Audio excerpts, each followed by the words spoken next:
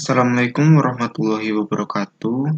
Perkenalkan, nama saya Erva Prastiwijaya, dan di sini saya akan mempresentasikan tentang analisis estetika Jawa dan Bali berdasarkan nilai ekstrinsik dan intrinsiknya. Untuk yang pertama ada batik, yang dimana di sini batiknya berasal dari Jawa. Kita ke pengertian dari batik dulu. Batik adalah hasil karya bangsa Indonesia yang merupakan perpaduan antara seni dan teknologi oleh leluhur bangsa Indonesia. Batik di Indonesia dapat berkembang hingga sampai pada suatu tingkatan yang tak ada bandingannya, baik dalam desain atau motif maupun prosesnya. Corak ragam batik yang mengandung penuh makna dan filosofi akan terus digali dari berbagai adat istiadat maupun budaya yang berkembang di Indonesia. Motif batik. Motif batik menurut Kamus Bahasa Indonesia atau KBBI adalah corak atau pola. Motif adalah suatu corak yang dibentuk sedemikian rupa hingga menghasilkan suatu bentuk yang beraneka ragam.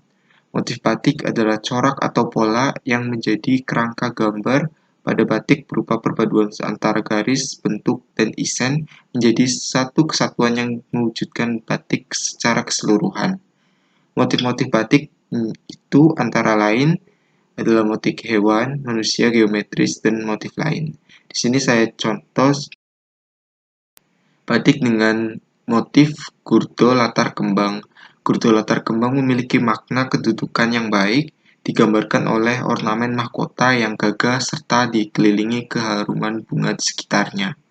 Motif gurda latar kembang memiliki pengharapan agar yang mengenakan mendapatkan kedudukan yang pantas dan baik.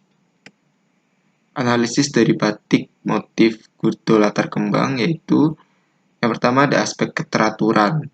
Batik tersebut digambarkan dengan bunga-bunga yang teratur mengikuti pola. Begitu juga objek-objek lainnya yang teratur juga.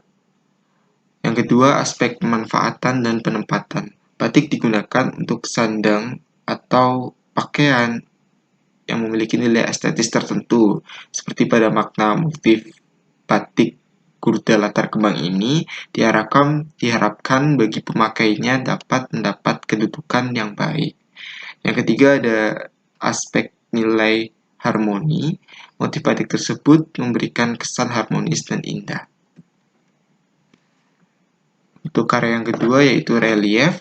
Relief ini berasal dari Bali dengan judul Kehidupan Masyarakat Bali yang dibuat pada tahun 1961 sampai 1964 oleh Harijadi Sumadijaya. Karya berjudul Kehidupan Masyarakat Bali ini bercerita tentang keseharian penduduk Bali yang hidup dalam kebudayaan tradisional sekaligus terbuka untuk bersentuhan dengan modernitas. Analisis dari relief tersebut ada 6 aspek. Yang pertama yaitu aspek rupa beda. Pada relief tersebut tergambar dengan jelas antara objek yang satu dengan objek yang lainnya, dari mulai orang-orangnya sampai benda-benda yang ada di sekitarnya. Aspek yang kedua ada satria. Dalam relief tersebut memiliki kesesuaian ide dengan apa yang dihasilkan, yaitu menggambarkan kehidupan masyarakat Bali. Yang ketiga ada pramana. Ukuran yang ditampilkan sesuai dengan keadaan manusia dengan objek-objek yang di sekelilingnya. Tidak nampak adanya distorsi ataupun pengurangan bentuk pada relief tersebut. Untuk aspek yang keempat ada wanika bangga. Dalam relief hanya menggunakan satu warna, yaitu warna batu yang dipakai. Namun gelap terang yang terlihat dari pembentukan sudah baik sekali.